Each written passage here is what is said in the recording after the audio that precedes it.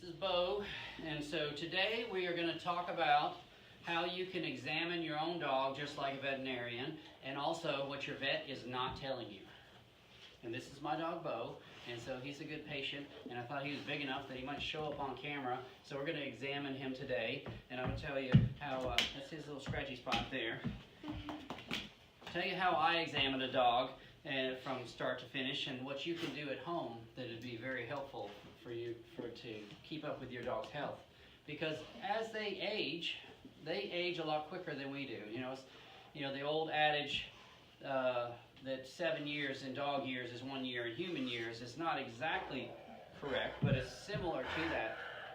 So if he ages 1 year and he's 7 years old, think about, we can talk more about cancer or something like that in Bo's case.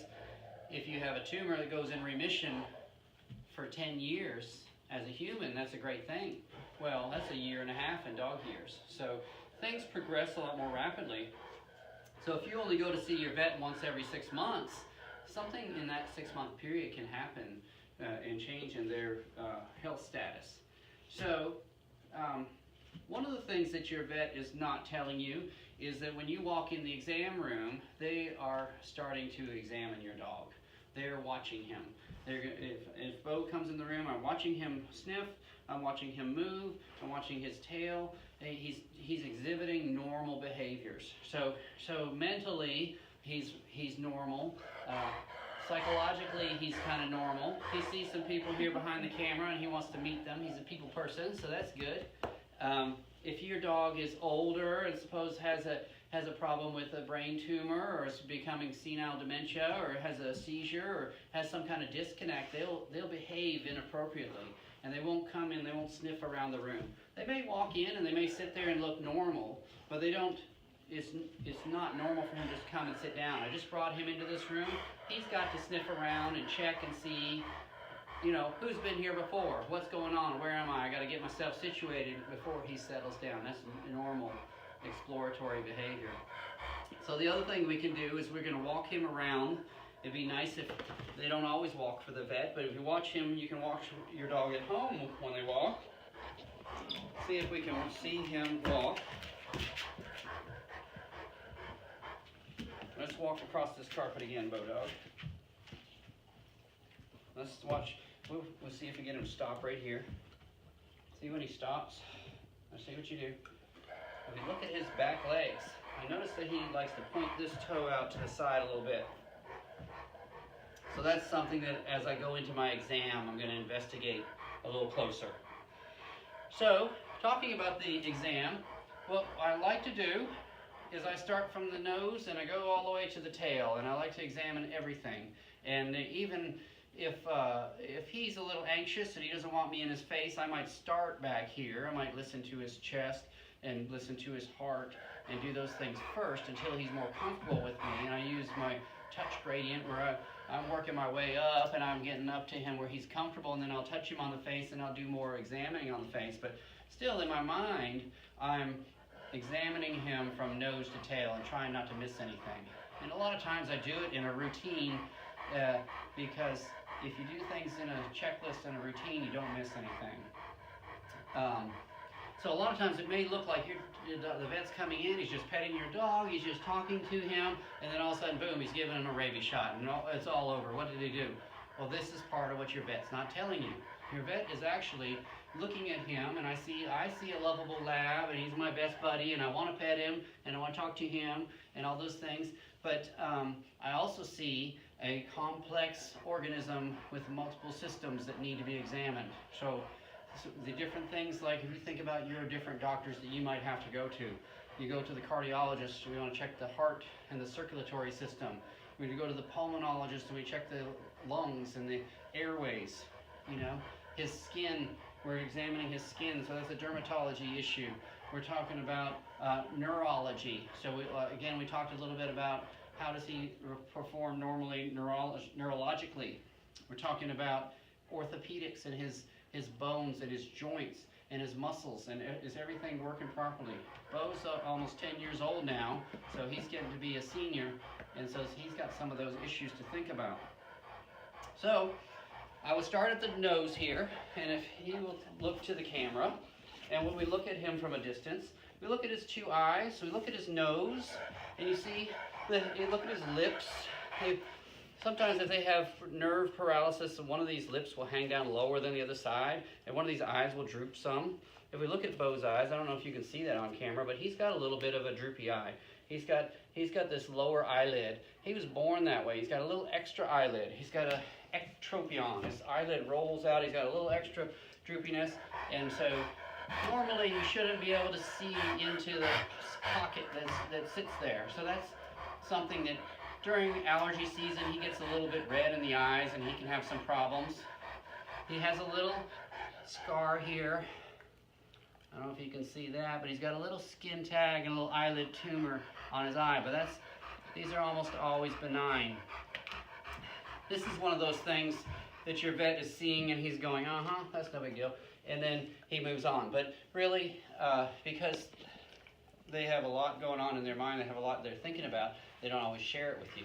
But what we're looking at here is that we're going to also start with his mouth, and we'll look at his teeth. And we can see, maybe you can see, he's got pretty white teeth in the front, nice pink gums. If we look at the side here, he's got a little brown on his tooth. That doesn't really concern me, the color of his tooth, but what concerns me is he's got a little redness along the gum line here. So he's got a little gingivitis and periodontal disease.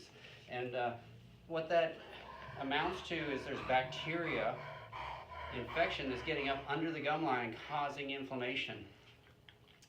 We can even look deeper into the mouth. We see the color of his tongue is nice and pink. We can take a quick look like this and go, and we can see his tonsils, and they're normal, so that's good. And then we can feel, starting from the head and working our way back, I feel his little lymph nodes. He has two little glands here, and if he has a bad infection in his mouth or his teeth, a lot of times those glands will be enlarged. And he has two more lymph nodes further down here. Coming back to Bo, if he'll look up at his little chin, look at this junk he's got. He'll get down on the carpet at home at night and just roll and rub and rub and rub. He has what we call a chin pyoderma. It's a skin infection of his chin. He gets little ingrown hairs in his chin, and they break open and they cause inflammation of the skin. And it's not really active right now, but he's 10 years old now. He's got a lot of scarring from the different issues he's had. And that's one of those things being a lab. So another thing your vet's not telling you is they're kind of pigeonholing your dog. They're looking at this is a lab, he's 10 years old, he's at risk for cruciate ligament disease, he's at risk for hip dysplasia, all labs have ear problems, or they can. Those are things that we do, part of the signalment that we're looking at the different breeds. So this is where it becomes valuable, like this little eyelid tumor, for example. That might be something very distressing when you see it right on the eye. Oh my gosh, if that thing gets big, we have to take his eye out. But if you go to a vet who's been seeing these things thousands of times, they can say, oh, I almost am certain I know what that is, or that I'm certain that I don't know what that is. And then it puts you in a much better position to know what's going on. So this is I really like it when people go on Google and they look up some of their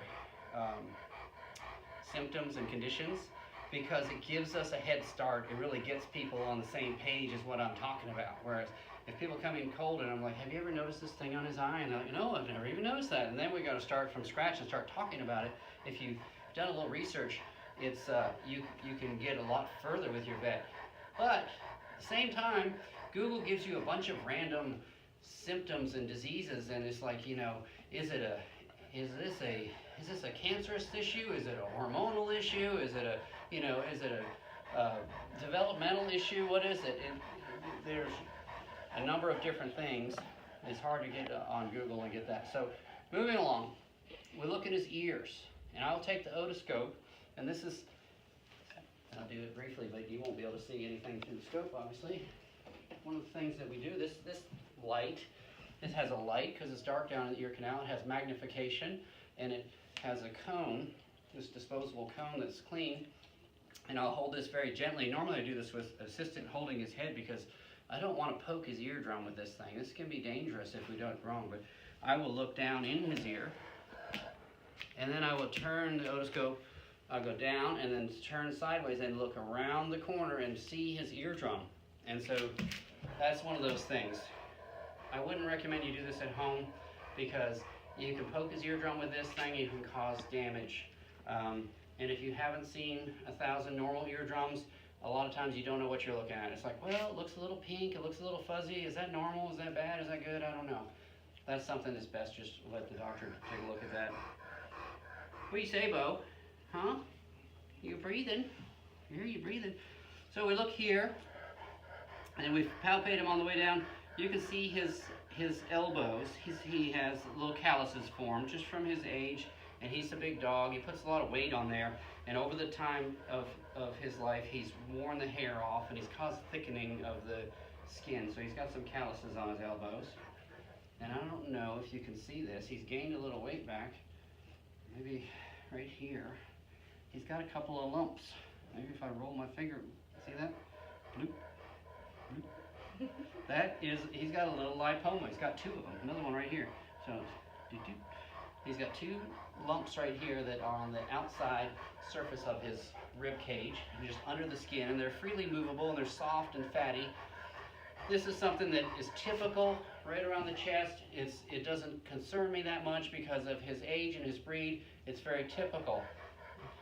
In actuality, since he is my dog, I have taken a fine needle aspirate. I take a little tiny needle and aspirate some cells and take a look at these lumps, and I found that they are just lipomas. Something that you might want to check. But this is something you can do at home. Is just feel your dog over. If we're petting him, and he likes it. He likes his attention, and I pet him, and I get to know what's normal for him, and if I feel any lumps or bumps that are sticking out, one of the things, if I feel down like this, always compare the left to the right. And so, if this ear feels warmer than that ear, this ear looks redder than that ear, this leg, if you can turn around, Bo, come over here. Let's come over here. Can you sit? Look at that. I hope Shane Gentry's not watching today. The dog trainer was here last week to see what I do with my dog. But if I feel both legs at the same time, this one's nice and tight and thin and muscular. This one's kind of puffy and thickened. Well, Bo had a cancer here that was removed. And it interfered with the blood circulation, so he always has a little bit of puffiness and edema in this foot. And so as the cancer was removed, some of this skin came around from the inside of his leg, and a lot of the hair didn't grow back like it should. So he's got a normal scar there, but that's something that I will check him almost on a weekly basis and just feel up and down, because this particular cancer that he had, this soft tissue sarcoma, it likes to come back in the same place over time. So I'm always feeling to the point where I know what his scar tissue feels like. What's the normal scar that he had from his surgery, and what's an extra little bump. And so that's something where you can be part of the team of veterinary care. I think that here at the Family Vet, we call ourselves a family, but we really are, is that everybody's involved. And if the pet owners come in and you know your dog inside and out, you can tell me, you know, is this little lump wasn't here a week ago, or this is a new behavior. He always gets up at 7 a.m. and he always poops twice, and then he always comes in and he eats a full bowl of food within 5 seconds. And today he only pooped once and he only ate half of his food. I'm like, well, that's not normal for him. If they're on such a clockwork, then we say that might be a tip-off. Because they can't talk to us, you know, it's hard for us to get those tip-offs early unless you're really watching them. Like we were talking about glaucoma earlier today, and you know, it's a condition of the eye where his pressure builds up inside their eyes. Well, people will get dizziness, they get headaches, they get fuzziness of their vision. These guys get that, but they don't tell anybody. They don't tell anybody until their eye starts bulging out, and it's so painful they won't let you touch their head. So then it's too late a lot of times. There he is, he's working on his chin. He's just like, it's like I told him to do it, you know? Mm-hmm. Yeah, it's so cute, Bo. So, next week we're going to move on down. You stand up? Come on. All right. So then I like to get him to stand in a normal standing position. and I will listen to his chest here. And there's different points. There's his heart rate there. I can hear it's at the point of maximum intensity, we call it. So I can hear his left ventricle, and I can move this up. I can hear the atrial valves, and I can move around and hear the different parts of his heart. And I can listen on the other side too, to his heart. And so sometimes you might see the assistant will hold his mouth closed. I want him to be quiet while I listen to his heart. But then when I listen to his lungs, I want him to take a nice deep breath. Deep breaths, please. No, I said deep breaths now. There you go. Good boy. And so he can listen to his lungs. So we do that, and then we feel his abdomen. This is another spot where your vet's not telling you, but you know, I'm just petting him and rubbing him, it may look like, but I'm trying to wiggle my way in here, and I'm trying to feel, is there anything tender? Is the spleen lays on the left side right down here, and a lot of times I can feel that. Bo had another problem where his stomach bloated up and with lots of gas, and a lot of times I'll feel him like this just because I'm paranoid about it happening again. But if he's full of gas, I can tap it right here. It feels like a drum. Sounds like a drum. There's so much gas there. He's got two more little lipomas down here. Feeling on back. And then one of the things we talked about when we first saw him walk in, I'm saving this for last because I think it might be tender to him. A lot of times if I ever touch a dog and something hurts, he won't let me touch him again. So I want to touch him all over and do all my exam. And then this leg, his right leg, if I pick it up, you gonna play the game? Huh? You don't like that, do you? You don't like that game. This is your left leg. It's hard to pick up. This one's easy to pick up. Puts more weight on this leg. And that's why a lot of times when the toe points out like that, turn around this way, right? Point your toe out. See, it points out. Because his center of gravity is right here. It's pushing down on the left leg. He's carrying most of his weight on his left leg. Right leg's sticking out a little bit outside his center of gravity. See, there's hardly any weight on that thing at all. I can just move it around. It's in, I already know the answer because this is my dog, but he does have a little hip dysplasia. When he was young, he was born with this problem. So his hip is developing arthritis. And if we were to get a picture straight from the back, you'd be able to see that this muscle on this side is thicker than this muscle. His leg is atrophied. Some of that muscle has wasted away because he just hasn't been using this leg as much as over time. So it's like being left-handed versus right-handed. He's got a strong left leg, and his right leg is weak. But what I might do is, I don't know if I can do it with him here. I could hold him up. I have to let him sit on this because he doesn't like that. This is his good leg, and I'll extend it back. That's pretty normal, almost straight back. That's pretty good for an old guy. That's pretty flexible. See what you can do on this side.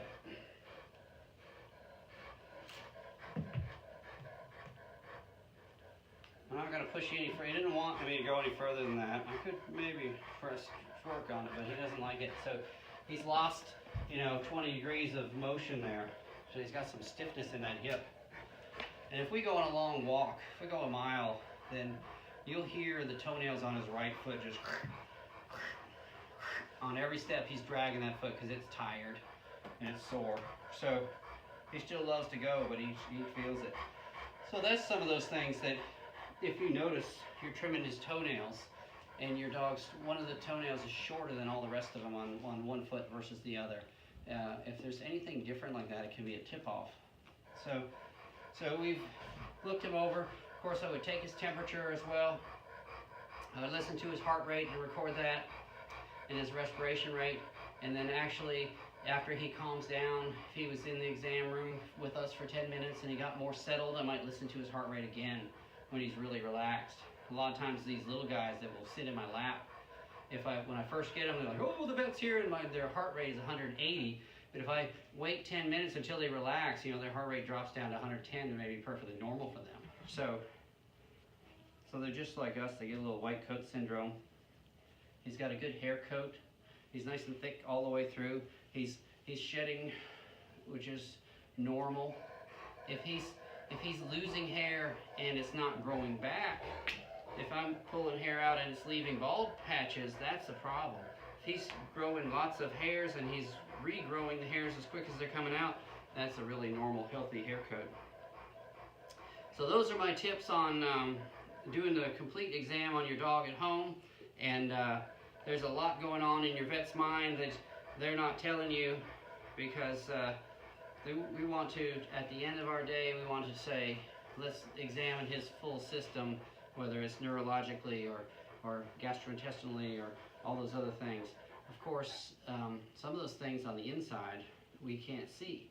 So I can see if he urinates and everything seems to be going normally, and he has a bowel movement every day normally, but I can't see the level of the functionality of his kidneys or his liver. Really, we need to take a blood sample. We should do that once a year and test those things, because he can't tell you.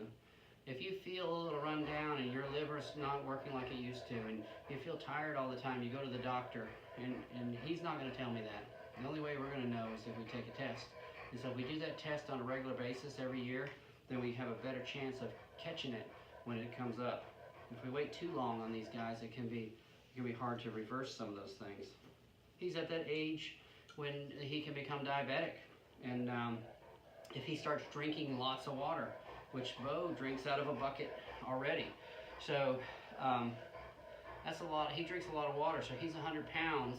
He's going to drink probably 3 liters of water every day in a 24-hour period.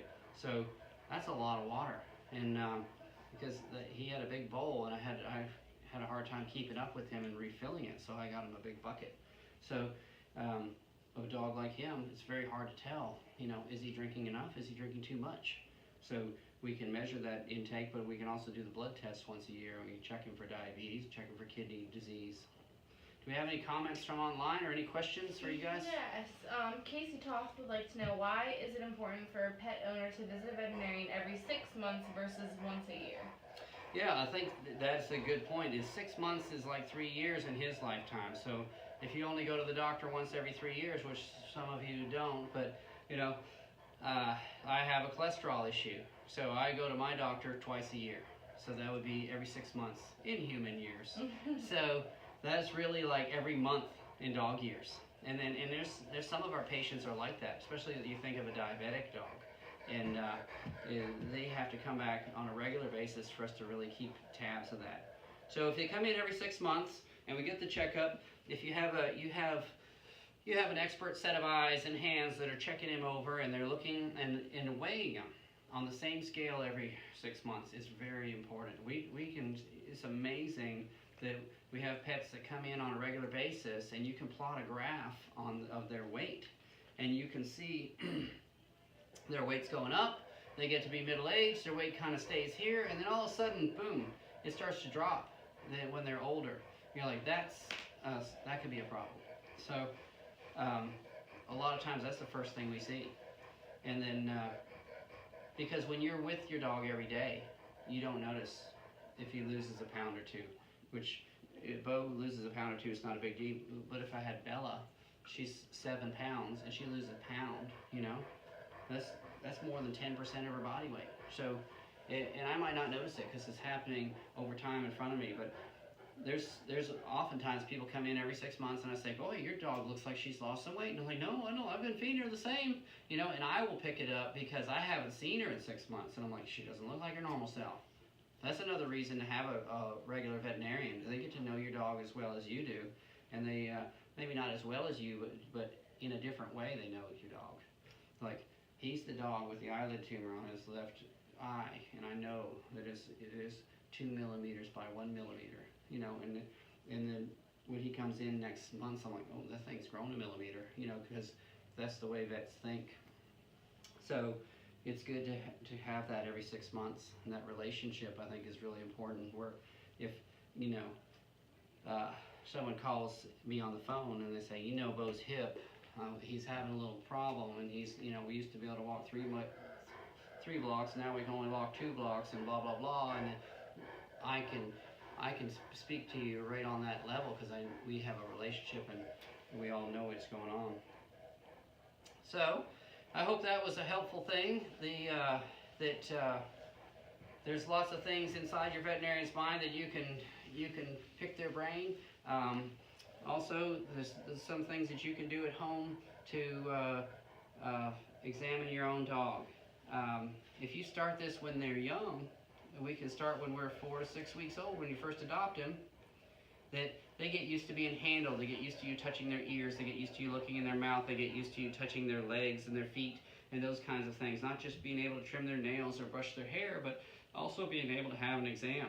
But tag a friend, make a comment below, and even after this video is gone live, I'll be checking the comments because I love to hear your feedback. What I really want to do here is try to create an open environment where we can all as a community learn from each other and interact with each other and have things of value to share. So, what do you say, Bulldog? You say bye-bye? You say bye-bye? Come over here. And turn you around and rub this ear and you say goodbye. There you go. Say bye-bye. Good boy.